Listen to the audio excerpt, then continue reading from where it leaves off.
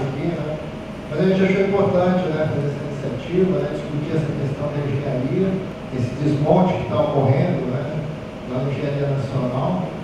A gente vê o reflexo disso, porque não existem políticas públicas, né, não tem grandes obras públicas na execução, tem esse desmonte das empresas nacionais, com as privatizações, né?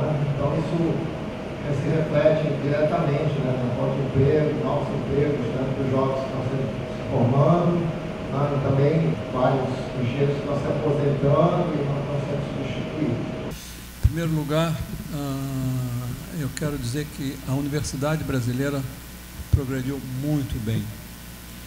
A nossa história é uma história de 60 anos. Né? E essa nossa história, nesses 60 anos, nos colocou entre os 15 primeiros países do mundo, nesse fator H, né? Que é um fator que é usado para classificar os países. Então, o Brasil é um dos 15. Isso mostra que esse investimento foi muito bom. E se nós compararmos o que o Brasil gasta para conseguir um pontinho nesse valor, nesse índice H, e qual o esforço dos pesquisadores para conseguir um pontinho no H, nós somos o segundo nesses 15. O mais eficiente é a Índia, porque a Índia não gasta quase nada, e eles têm excelentes cientistas, né? E o Brasil vem logo a seguir, tá? E os outros todos, aí tem Estados Unidos, tem toda a Europa, praticamente tem a China, a Coreia, etc. E nós estamos na frente nessa classificação, o que significa que o dinheiro investido foi bom, deu resultado. Então, isso é demonstrável, de modo que tudo que se fala, que tem se falado nesse governo, que a universidade é ineficiente, não corresponde à verdade. Tá? Pode ser mostrado que não é assim. Bom, então esse foi o sucesso da nossa indústria, da nossa universidade. E o setor industrial? Bom, o setor industrial, infelizmente, ele não tem acompanhado e essas contínuas demolições que nós temos. Se vocês pensam um pouquinho, olha, a Fábrica Nacional de Motores começou em 50 e pouco, caiu. Lembram do Gurgel? Gurgel quis construir uma fábrica de automóveis no Nordeste. Não deram financiamento ao Gurgel, porque, sob o argumento de que o mercado estava esgotado, ou era carro americano, ou japonês, ou europeu, não tinha lugar no mercado. Só que os coreanos não acreditaram nisso, né? Então, foi negado. As nossas indústrias, elas realmente chegam a um certo grau de desenvolvimento, talvez o Paulo possa explicar isso um pouco na sua palestra, e depois mergulham. E o temor que eu tenho em particular é o seguinte: será que chegou a hora das nossas universidades? Nós crescemos nesses últimos 60 anos, formamos mestres, doutores, estamos numa posição invejável no mundo pelo nosso tempo de existência. Será que chegou a hora de nos colocarem no fundo do poço? Isso não pode acontecer. De modo que é preciso que a gente sustente essa nossa universidade, é preciso que essas iniciativas permaneçam, porque elas dão certo. Isso pode ser provado, né? Então, eu parabenizo também o professor Walter, né, por essa iniciativa, que a gente tem que mostrar isso aos nossos estudantes. Então, os estudantes que estão aqui, falem com seus colegas, façam um grupo, procurem as pessoas que contam, porque daqui a pouco, eu também vou para o outro lado, aí não acabou a história, porque eu ainda tenho um pouco de história. Então, é preciso que vocês mantenham essa chama acesa, não é? Há uns 2 anos atrás, num congresso internacional sobre cooperação indústria e universidade, vários países participaram. Numa das sessões, houve uma pergunta sobre o papel dos países em desenvolvimento. Então, o senhor O'Sullivan deu a seguinte resposta: bom, vai ser como sempre foi. Nós, países desenvolvidos, fazemos pesquisa, fazemos alta tecnologia, e os países que estão em desenvolvimento vão fazer pequenos testes, pequenas coisinhas, coisas que a gente encomenda. Então, é assim que eles nos veem. E isso eu gostaria de fechar com isso. Procurem olhar como nós somos vistos Não adianta a gente olhar para o mundo, e realmente tem coisas fantásticas, e dizer, ó, que maravilha. Mas como é que eles nos veem? Eles nos veem e dizem, ó, que maravilha? Não, ó, vocês vão ficar fazendo os pequenos testes, viu? Não se entusiasmem muito. Então, nós temos que agir de uma maneira correspondente, né? Não adianta brigar, etc. A gente tem que mostrar que pode. Né? E mostrar que pode é valorizar aquilo que nós temos. Né? Se nós estamos indo mal, a culpa é nossa. E se a engenharia está indo mal, a culpa é da engenharia. Está indo mal. Poderá ir afundar, mas nós não vamos deixar. Mas nós quem? Vocês estão nessa sala, nessa universidade, que é uma das principais universidades do Brasil e da América do Sul. Porque se não sai desse meio uma reação e uma transformação, ela não ocorre. E aí sim, se vai para o fundo. Tudo é conseguido com luta. Os jovens, as universidades, como bem colocou o professor Bevilacqua, elas têm uma consistência, uma qualidade muito alta.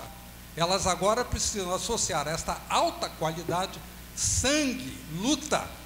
Olha, vamos começar aqui. O Brasil, como todo mundo sabe, é um pedaço grande. Por exemplo, energia hidroelétrica que nós temos de potencial 250 gigawatts. É uma monstruosidade. Energia é um dos principais bens do planeta. Nós temos, é nossa. E nós sabemos domá-la. Nós fizemos em Itaipu e uma pletora, uma grande quantidade de grandes barragens hidroelétricas que geram esse nosso potencial todo. Nós sabemos fazer isso e temos o potencial, isso é nosso. Minérios de todos os tipos, água doce, uma boa parte do mundo, biomas, um grande potencial agroindustrial aqui. Essa é a região também mais desenvolvida do hemisfério sul. O grosso dos aviões que estão transitando nas linhas médias dos Estados Unidos é Embraer. Então isso aqui produz alta engenharia. Nós temos que cuidar disso aqui, fazer isso trabalhar para nós. Mas para nós quem? Para essa população aqui, que é uma população que em grande parte é pobre e precisa de conforto, de emprego, e nós temos como fazer isso, porque temos o grosso, que é uma parte, o mais importante, que é uma parte da superfície do planeta, que é nossa. Nós somos 209 milhões, 21 milhões ganham 43% da renda, ou seja, uma população que é o dobro de Portugal, pega quase 50% da renda para ela. Daí para baixo, 165 milhões, ou quase 80% da população, menos de 2 salários mínimos por mês. 55 milhões, ou seja, um pouco mais do que uma Argentina, ganha menos de R$400 por mês. E 18 milhões de desempregados e desalentados. O Chile tem 18 milhões de pessoas, é mais ou menos um Chile de desempregados, 9% da população. Mas por que é que isso está acontecendo? Aqui está o universo dirigente, que vem dessa classe que ganha mais, um pouco. Esse universo é o político, empresarial, intelectual, militar, profissional. E dentro do governo existem interesses ilegítimos que têm prejudicado seriamente o Brasil, como citou o professor Bevilacqua. São aqueles interesses. É algo que está aqui dentro do governo, não é todo o governo, não. É este grupo que está aqui. Ele leva o Brasil a vender suas estatais, a destruir universidades, que esses interesses ilegítimos, predatórios, eles produzem.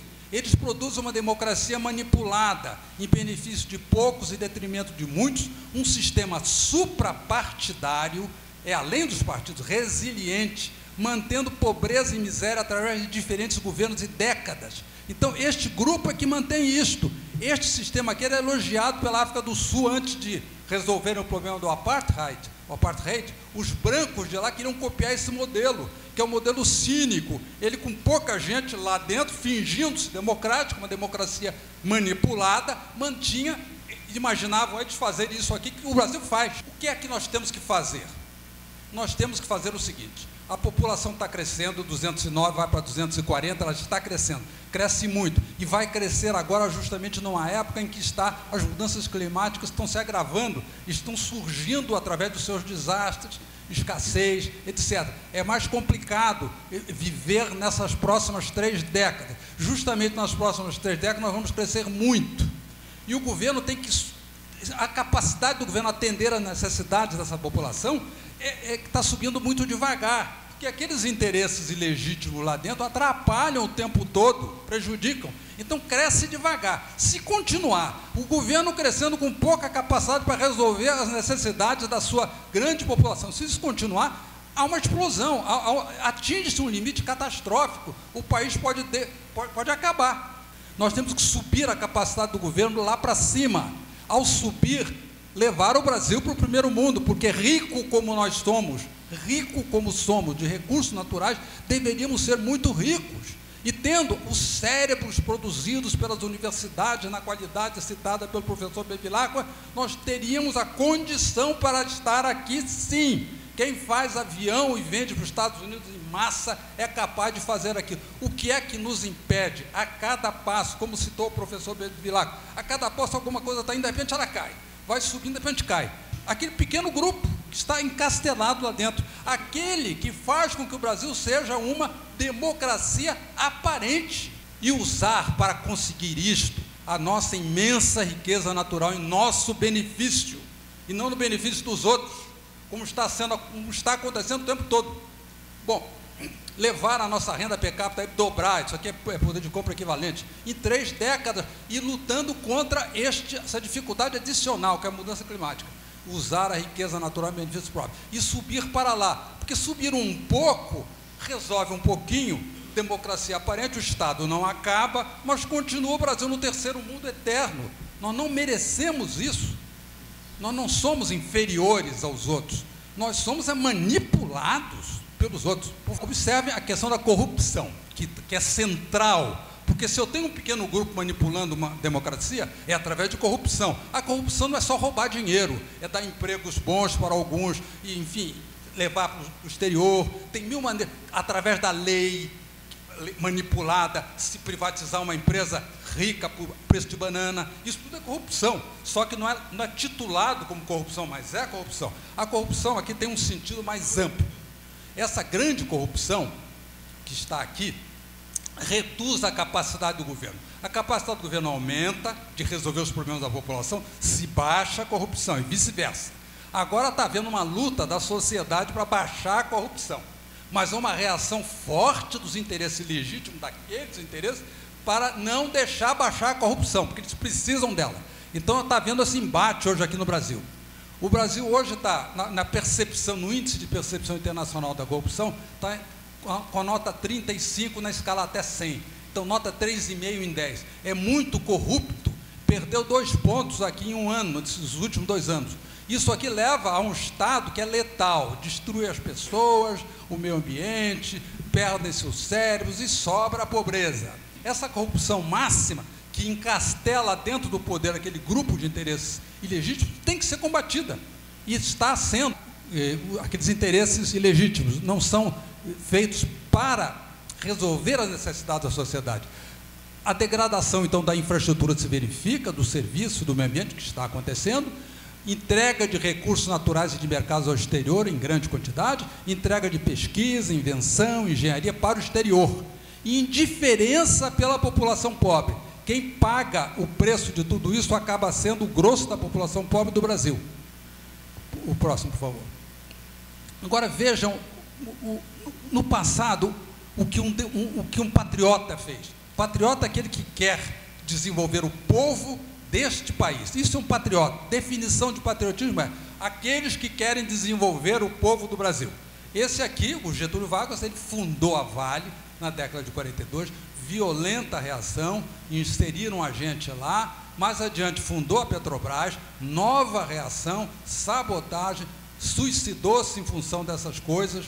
Depois de algum tempo, continuaram as pressões contra a Vale e contra a Petrobras. Eles entraram em massa na Amazônia, como estão fazendo também agora e continuam, fizeram levantamentos lá. A US Steel descobriu o projeto Carajás, a reserva de Carajás, projeto que o governo obrigou a US Steel a se associar à Vale, porque era do Estado e existia. Aqui eu entrei no projeto.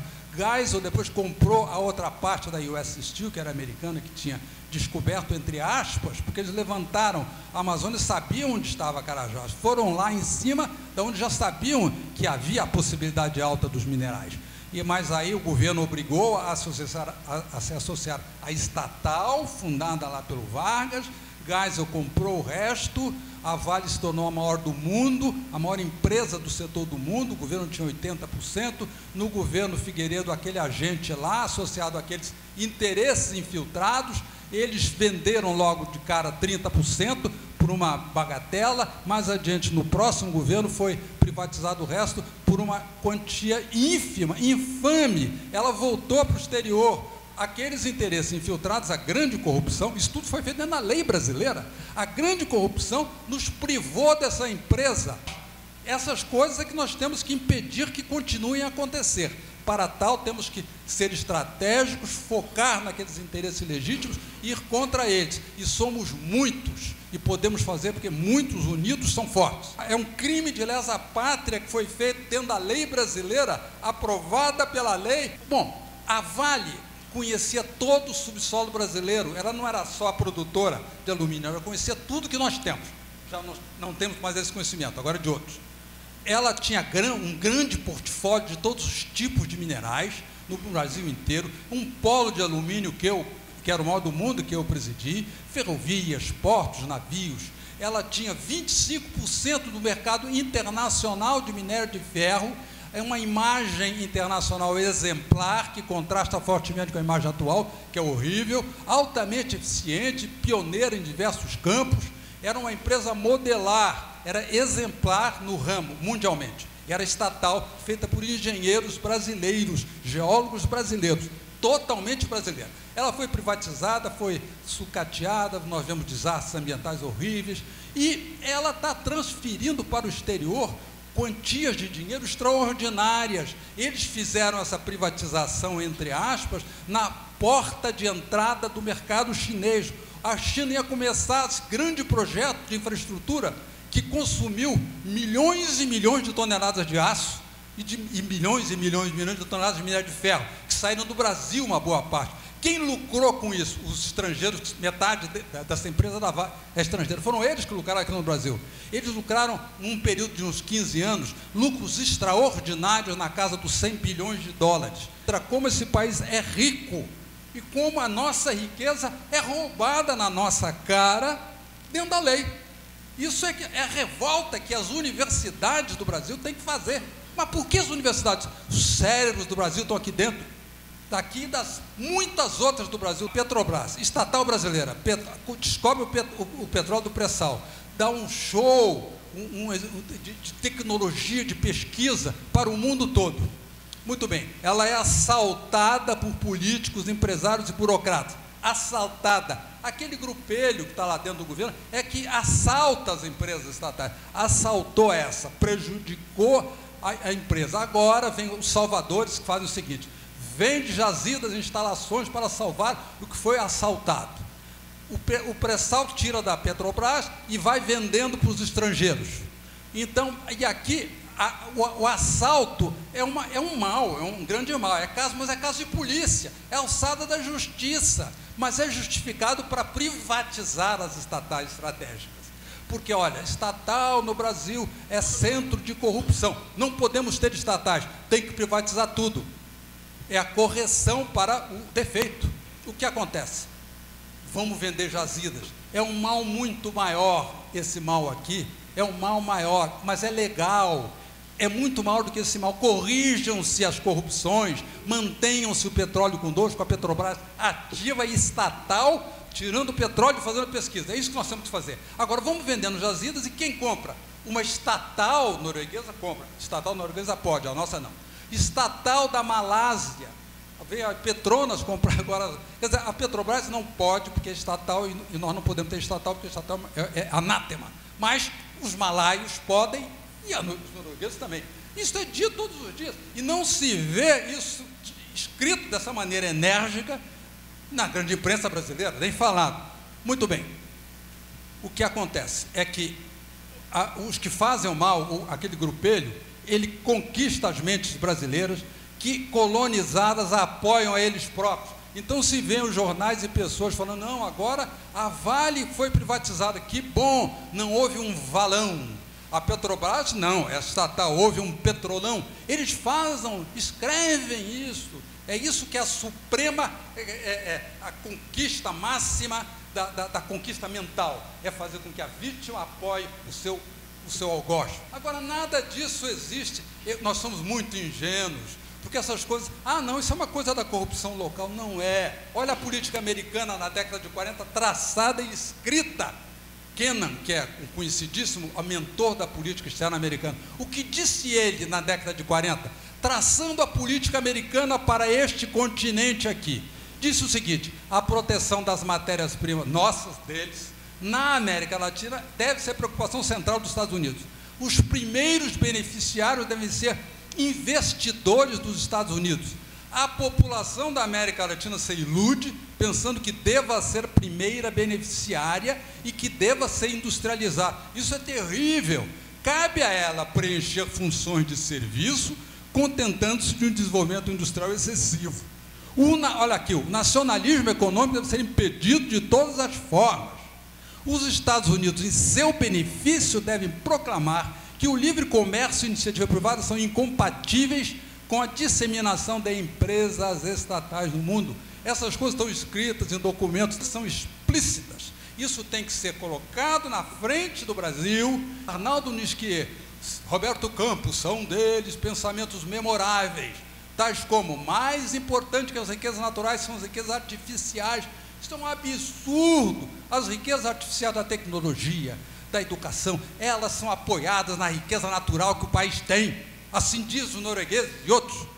Rubem de Freitas de Novaes, que me parece que é o presidente do Banco do Brasil hoje. Privatize já.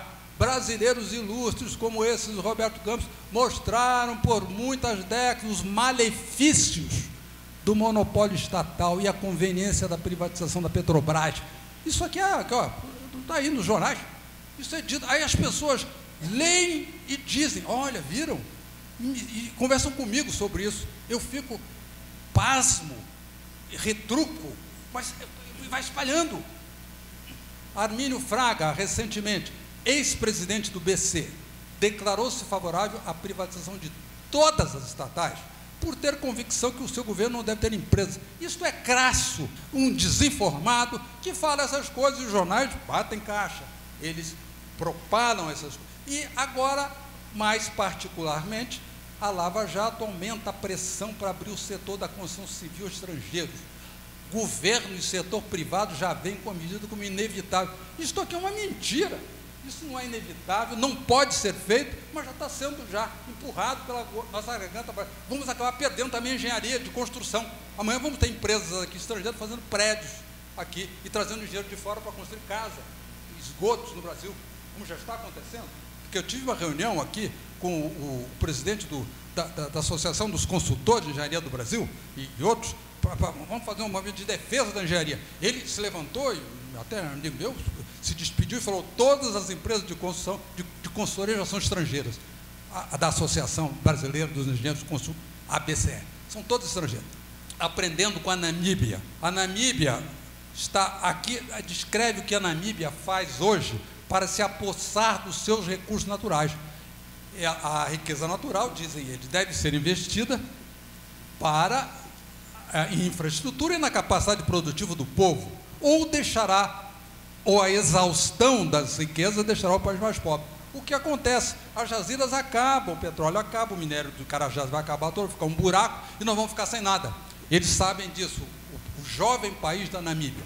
E, portanto, eles dizem que seria irresponsável não arrecadar para o povo o máximo possível dos recursos do país. Estão repensando as leis de investimento e revendo contratos de mineração para garantir que isso não aconteça. Recursos naturais abundantes podem se tornar uma maldição, enriquecendo poucos em vantagem, em prejuízo de muitos. Aqui no Brasil, nós temos que fazer, e lá eles fizeram uma associação da elite, que está dizendo isso aqui é o governo, com os recursos naturais e a população, uma união tríplice eles fizeram na Namíbia, tríplice. Então, e a corrupção caindo através de transparência, muita transparência, baixa corrupção, lá. e fizeram essa tríplice união dos recursos naturais com a população através da elite. Mas a nossa elite tem aquele grupelho dentro da elite brasileira, que faz, como falou o professor Bevilacqua, as coisas subirem e caírem. Fabricavam os caminhões, o caminhão era um sucesso. Fábrica Nacional de Motores, o famoso FNM. O Brasil todo tinha o FNM. Era brasileiro, era estatal. Acabaram com isso aqui e agora só tem estrangeiros.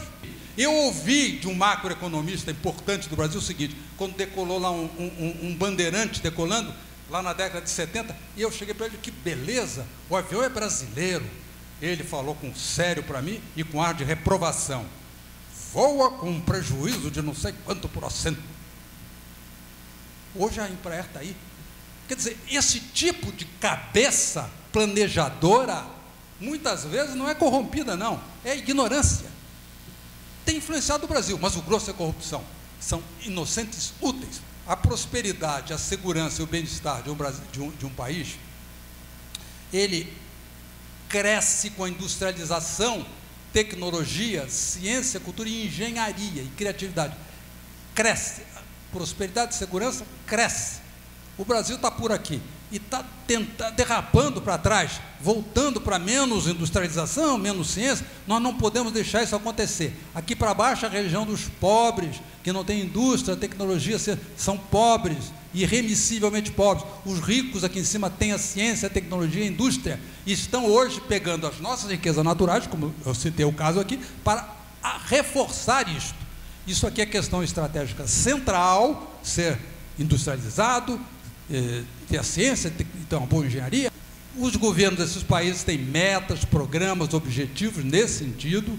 Eles investem e suportam e protegem empresas privadas, forças armadas, universidades e empresas estatais e governamentais. Gira junto aqui, criando indústria, tecnologia, ciência, cultura. Eles fazem isso. Nós temos que fazer isso. Universidade, forças armadas, empresas privadas, empresas estatais, juntas, girando juntas num projeto de nação. Os engenheiros têm que ser os agentes centrais da engenharia, os que estão nas universidades, fazer com que isso aconteça, ter esses projetos e levá-los para nível de governo. Como fazer isso? Vamos montar uma mesa de integração com as universidades do país, os seus departamentos de engenharia. Eles vão trabalhar juntos nos vários pontos do Brasil, olhando a questão local, vendo as oportunidades que podem ser criadas ali para desenvolvimento social e econômico, vendo os problemas e propondo soluções. E juntos, nessa mesa de integração nacional, oferecer ao governo, às empresas, ideias, soluções, de forma agressiva, ir ao governo lá em cima e oferecer isso. Por que fazer isso? Porque isso vai diluindo a força daqueles grupelhos que nos controla. E como fazer isso? Hoje é muito barato, porque se reunir através de internet, redes sociais, é barato, é fácil congregar. Então aqui é uma congregação, uma integração dos saberes da engenharia e da universidade como um todo, porque aqui entram os economistas, os advogados, juntos sociólogos, e aqui vamos gerando as soluções para cada área do Brasil e oferecendo os resultados para as empresas, os sindicatos, para o governo, mobilizando para a mídia, conversando muito com a imprensa para que isso seja divulgado, a imprensa das redes, para que isso aqui tenha divulgação ampla, e aí nós criamos uma coisa, ciclos, feedbacks positivos aqui. Mesa, apoio, mobiliza o público com as ideias, as empresas de engenharia brasileiras, os sindicatos absorvem o governo e aí se aproximam com problemas, soluções, apoios, cria aqui um feedback positivo, outro aqui por baixo, os resultados apresentados agradam as empresas, os resultados agradam os sindicatos, agradam porque estão resolvendo problemas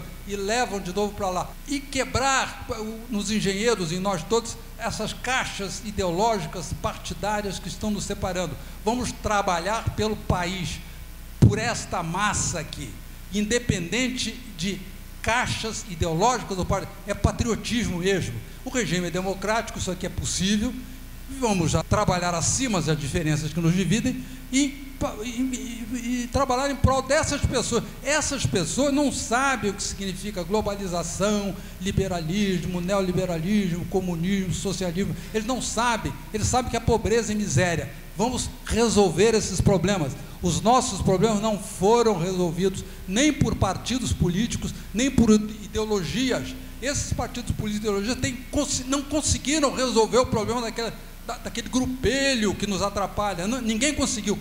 O que tem que ser resolvido é um trabalho de massa das mentes patrióticas do Brasil. E as universidades são um ponto para começar isso. Vejam o seguinte, projetos imediatos, de impacto imediato. Bom, agora, falando de algo, botando o pé no chão, algo imediato. Como toda a população brasileira, o grosso está aqui está nessa faixa costeira, 92% da população, mais ou menos, aqui é uns 400, 500 quilômetros aqui, está mais ou menos 90% da população. 190 milhões vivem aqui. O PIB está o grosso aqui, ó, 90% aqui. Então, se eu unir tudo isso aqui por navegação costeira, eu corto o custo de transporte interno do Brasil dramaticamente, porque as distâncias são muito grandes. Grécia está aqui, Noruega está aqui, é muita distância. Se eu, em vez do caminhão, que é a espinha dorsal da comunicação, eu substituo por navegação, eu corto o custo e eu faço crescer mais esta massa de dinheiro e enriquecer mais essa massa popular de cara, porque estão nessas cidades costeiras. Isso aqui é barato, o dinheiro, o grosso é privado, é navio, construção privada. Os portos aqui, alguns são públicos, algumas intervenções em portos de dinheiro público, mas o investimento público é pequeno. Então, não tem dinheiro para o Brasil crescer? Tem. Esse aí, por exemplo, quase não entra dinheiro público, mas entra muito esforço de cabeça, engenharia de sistemas, projetos adequados aqui e ali, tem 1000 coisas para fazer de engenharia. Uma simulação que nós fizemos mostrou o seguinte: se nós fizermos aquele projeto ali, nós vamos crescer em 25 anos quase 2,8 trilhões a mais. É muito dinheiro. Fazendo aquele projeto, nós vamos reduzir acidentes, manutenção rodoviária, consumo de energia cai dramaticamente, fretes pagos pelas empresas cai. Quer dizer, tudo isso aqui irriga a economia costeira do Brasil, que é o grosso da nossa economia. Deixaríamos de emitir 700 milhões de toneladas de CO2, o que vai ajudando aí a questão ambiental do planeta. E nessas cidades costeiras, elas estão em cima da Mata Atlântica. É preciso olhar o aquecimento global como um problema gravíssimo para todo mundo, para nós. Então, nós temos aqui em cima da região onde está o grosso da população do Brasil, o grosso da população do Brasil está sobre a Mata Atlântica. Vamos olhar essa Mata Atlântica como algo que tem que ser recuperado, ter um projeto integrado de associação da população com a Mata Atlântica para recuperá-lo com benefícios muito grandes, como sabemos, inclusive econômicos, já para a civilização costeira. Nós temos aqui uma pletora de projetos a serem feitos nessa associação da população com a Mata Atlântica. A Mata Atlântica está junto de nós aqui. Dela oferimos a água, energia, alimentos, madeira, uma porção de coisa está sendo destruída. Nós temos que fazer com que esse projeto seja regenerativo. Tem 1000 formas de fazer e aqui tem uma quantidade de projetos enormes a encherem as empresas de engenharia do Brasil de coisas novas a serem feitas, e tecnologia de ponta, biotecnologia, árvores adequadas para temperaturas mais altas, menos água, menos precipitação pluviométrica. É outro grande projeto brasileiro, e é necessário que faça isso, porque o mundo precisa disso, não só nós. O planeta está aquecendo. Uma das formas de fixar carbono, das mais baratas e mais consistentes, é plantar árvores e oferir resultados desse plantio. Água mais pura. Nossas cidades são todas costeiras, todas precisam de água. Eu vou olhar essas coisas sob esse ângulo ambiental e fazer projetos que dão dinheiro e gerar uma tecnologia nossa em relação a isso e depois vendê-la como consultora para o exterior, e não chamar as empresas de engenharia de fora para fazer tudo aqui, criar barreiras de várias obras, não entrarem esses engenheiros estrangeiros aqui sem necessidade, predatoriamente. Nós fizemos um trabalho sobre a venda da Vale que mostrou como a Vale foi vendida como sucata. Naquela época, o presidente do BNDES fez uma divulgação para a imprensa de uma forma bem ampla, dizendo que ia processar a COP. E nós ficamos extremamente satisfeitos, porque se processasse, nós tínhamos todo o material para provar essa venda que foi, na realidade, uma perda extraordinária para a economia brasileira, né? Foi entregue. Eu tive um período que eu trabalhei com Eliezer Batista, né? E ele me disse que o principal da Vale, a logística de transporte, toda aquela economia regional que eles desenvolviam naquela região, não estava incluída no preço da venda, né? E era uma coisa que elevaria muito, e mesmo porque não devia ser privatizada, né?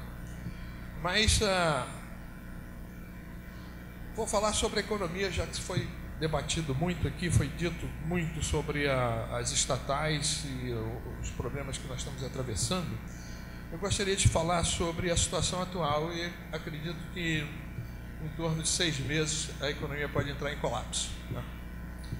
Porque escrevi alguns artigos no Jornal do Brasil, Estado Mínimo, a tese principal de Paulo Guedes, né? Aqui ele esvazia o Estado, no pressuposto que o setor privado possa substituí-lo. Uma pesquisa que nós tínhamos feito, nenhuma empresa tem interesse em investir em infraestrutura, na saúde, no saneamento, nem na educação. Esse artigo, eu fiz um outro que era para mostrar que nós passamos pelos 3 estágios do desaquecimento, quando em meados de 2015, o sistema financeiro sacudiu o governo da Dilma. Houve uma reunião no Jockey Club, em que os empresários se reuniram com alguns banqueiros, né? Armínio Fraga, o pessoal do Bradesco, e preocupados com a proposta da Dilma de, a curto prazo, baixar a taxa de juros. Baixar a taxa de juros era um problema muito sério para os fundos de riqueza, né? Os fundos de riqueza, onde você tem, inclusive, um deles, um dos diretores, que não aparece, mas ele participa, que é o Fernando, o ex-presidente da FHC, Armínio Fraga. E preocupados com a possibilidade de baixar a taxa de juros, haviam investimentos maciços dos americanos nesses fundos de riqueza. E nessa reunião tinham 10 empresários, e os empresários colocaram claramente o seguinte: nós vamos que atuar no Congresso Nacional, porque os nossos políticos não têm partidos. O partido dos políticos somos nós, empresários. E nós conseguimos desestabilizar. E nesse momento entrou um agente estranho à política econômica daquela época, né? Que era um agente do mercado financeiro, que é um ex-aluno nosso, o Levi. Aí, a partir daí, começaram os cortes, tá? Cortes na educação, cortes na saúde, cortes no saneamento, cortes na segurança. Por quê? Porque havia necessidade de aumentar a taxa de juros. Então eu publiquei um artigo onde eu adotei um sistema de if then, se. Então, todas as medidas que seriam tomadas, que estavam na política fiscal e monetária do Levi, né? Quais eram os objetivos dela, né? Quais eram as medidas, quais eram os objetivos e quais eram as consequências. Eram umas 15 medidas. E todas elas levavam ao desemprego como consequência. Então, terminamos o período com quase 10 milhões de desempregados. Aí eu considerei esse período, esse artigo que eu escrevi, como o desaquecimento. Na entrada do Temer, que foi uma tragédia também, né? Nós entramos no período de recessão. As medidas econômicas eram um aprofundamento daquelas que já tinham sido adotadas pelo Levi. Nós terminamos com 27 milhões de desempregados. E agora, com o Guedes, nós passamos para o outro período, que é o período da depressão econômica. uma jornalista da Globo me perguntou o que seria, qual era a diferença entre desaquecimento, recessão e depressão. Para o povo entender, eu também quero entender. Eu posso dizer o seguinte: desaquecimento é aquele sujeito que a gente conhece de passagem lá na esquina. Recessão é quando o nosso vizinho fica desempregado, e depressão é quando nós ficamos desempregados. Em que o desemprego, o que acontece? Acontece inclusive mentiras estatísticas, né?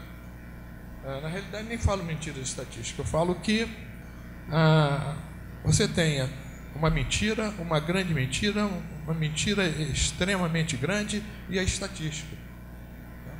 Está nessa sequência. Nós não sabemos qual é o produto nacional, e muito menos quanto ele cresceu. Produto nacional, você tem o consumo, mais os investimentos, mais os gastos governamentais. O balanço de exportação e importação, ele não é significativo. As mesmas informações, eu tenho um aluno que é do IBGE, ele me dá todas essas informações. O consumo está caindo pelo desemprego. O investimento está neutralizado e cortado, praticamente porque ninguém tem coragem de investir mais. O setor privado não investe, o setor governamental não investindo, né? E o governo cortando seus gastos. Isso aqui não tem nenhuma significância. Se o consumo está caindo, o investimento está caindo e o governo está cortando seu gasto, como é que o PIB pode crescer se isso aqui é PIB, tá? Isso aqui é PIB. Como é que ele pode crescer? 0,0? E é um absurdo, né? Uma coisa que eu fico, assim, perplexo, são com as previsões que o governo tem feito através do seu instituto, que dá suporte ao Banco Central, de previsões com 2 casas decimais. Dão previsões com 2 casas decimais. Previsão é uma presciência. É quase um chute quando você não tem muita informação. E você dá a informação que o PIB vai crescer 0,0 não sei o quê, né? O desemprego está em tanto. Um desemprego extraordinário. E por que nós estamos em desemprego extraordinário? Porque nós estamos diante de uma eminência de uma crise que nós nunca vivemos, né? Aí essa jornalista também perguntou para mim, como é que você pode identificar a crise? Eu digo, a crise você observa. Você nem precisa de estatística. É reconhecido que a crise começa com liquidação de estoques. Todas as lojas estão liquidando estoques. O comércio todo liquidando estoques. Quando o comércio está liquidando estoques, os atacadistas ficam parados. Porque ninguém vai pedir nada aos atacadistas. Se o atacadista está parado, o que acontece com a indústria? Está parada. Porque ele não demanda produtos da indústria para repassar para o comércio. Nesse momento, quando a indústria está parada, ela demite. Se ela demite, você acelera a queda da demanda agregada. Acelerando a queda da demanda agregada e com os custos da produção, com a capacidade ociosa, eles são muito altos. Então a indústria que se sustenta um pouco, ela quer preços mais altos porque a capacidade ociosa dela aumenta o custo fixo médio. E ela quer praticar preços mais altos para compensar, e a demanda não, porque a demanda está caindo, quer preço mais baixo. Então não tem como compatibilizar a demanda com a oferta nesse sistema, né? E o que acontece com a indústria, né? A indústria começa a demitir. E o mais grave, que é essa fase de crise que se passa em várias partes do mundo, né? Quando começa a política fiscal e monetária a apertar, né? Que é o chamado austeridade, né? Que aconteceu na Europa há pouco tempo. Mas na Europa a austeridade foi acompanhada de grandes investimentos que esses países que sofreram mais investiram em turismo. Hoje Portugal, que sofreu muito, o que ele investiu em turismo compensa muito. É lógico que a boa parte da indústria não se recuperou, mas o país está tendo, no Brasil, uma política austera e que você não tem nenhuma capacidade de dar algum alento ao desempregado, porque eu, quando estava no BNDES, eu fui convidado pelo Veloso para participar do Plano Decenal de Desenvolvimento Econômico. Eu fui para fazer o planejamento regional, né? Naquela época se criou o EPEA, Escritório de Pesquisa Econômica Aplicada. Era o Mário Henrique Simons. O Mário Henrique Simons foi para lá para fazer o PAEG, Plano de Ação Estratégica. Eu fiquei como coordenador do planejamento regional e, quando foi criado o IPEA, veio o Malan para fazer o planejamento setorial. O próprio Henrique Simons foi para fazer o Plano de Ação Estratégica do governo, mas ele usava os livros do Celso Furtado para dar uma versão mais liberal. Quando a dívida pública chegar a 50% do orçamento da nação, se comprometer com o orçamento da nação, não tem mais solução, porque o país não tem moeda corrente internacional. Quando chega nesse ponto de 50% do orçamento ser tomado pela dívida pública, só tem uma saída, é a monetização da economia. O que é a monetização da economia? Todos os credores de títulos públicos são pagos imediatamente, colocados no Banco do Brasil, e no dia seguinte muda a moeda. Fica todo mundo com água na mão, tá? Perde tudo, porque foi um absurdo que se chegou a comprometer metade do orçamento com a dívida pública, né? E sabe quando nós estamos? Nós estamos com 50% já comprometidos com a dívida pública. Quanto ao colapso da economia, eu não vejo uma solução, porque na medida que você tem os desempregados, mesmo na época de Bulhões e Roberto Campos, quando se aplicou uma política fiscal e monetária apertadíssima, algumas válvulas de escape foram criadas para o desemprego.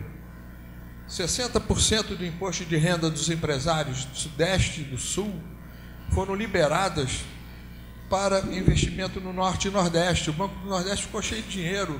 A Sudene deu um salto para o alto. 1.000 e tantos escritórios de projetos foram criados. E uma outra alternativa para uma região que se beneficiou muito, inclusive o Sudeste, foi a criação do Sistema Financeiro de Habitação, com o BNH. Agora nós estamos com uma política fiscal extremamente apertada, né? E não tem nenhuma alternativa, não tem nenhuma saída para o nosso desemprego. Então, a quantidade de pessoas que acho que o Armínio Fraga, ou Malan, chama de 30 milhões de miseráveis, eles não tem nenhuma saída. Estamos sem alternativas. Nós andamos na rua tendo que levar uma sacola de moeda para entregar a uns 15, 20 que vão pedindo a você, né? Alguns dormindo na calçada, famílias às vezes inteiras. Então, como nós não estamos vislumbrando grandes investimentos, não tem como sair. Porque a saída agora seriam grandes investimentos, né? Esses investimentos seriam na recuperação da infraestrutura, porque a indústria não investe em infraestrutura. Como é que você vai propor um Estado médio, um Estado mínimo, né, que é o consenso de Washington? São 12 elementos críticos, onde o Estado vira nada, onde o Bolsonaro só poderia gritar com a secretária, porque não tem mais nada para ele, né? Os ministérios vão ser só órgãos de controle, não vão mais ter ministérios, porque todos os elementos de ação de cada ministério estariam no setor privado, né? E com a queda da demanda nesse nível, então o que acontece? Olha o fenômeno, a taxa de juros está baixando. Você acha que eles estão baixando porque eles são bonzinhos? Não, porque não estão sensibilizando o investimento. A taxa de juros regula os dois mercados, o mercado financeiro e o mercado produtivo. Quando ela sobe, o dinheiro sai do sistema produtivo e vai para o mercado financeiro.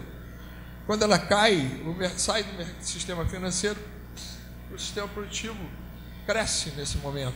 Só que mesmo baixando a taxa de juros, não estão sensibilizando o investimento, porque a demanda em queda sistemática não garante nenhum investimento.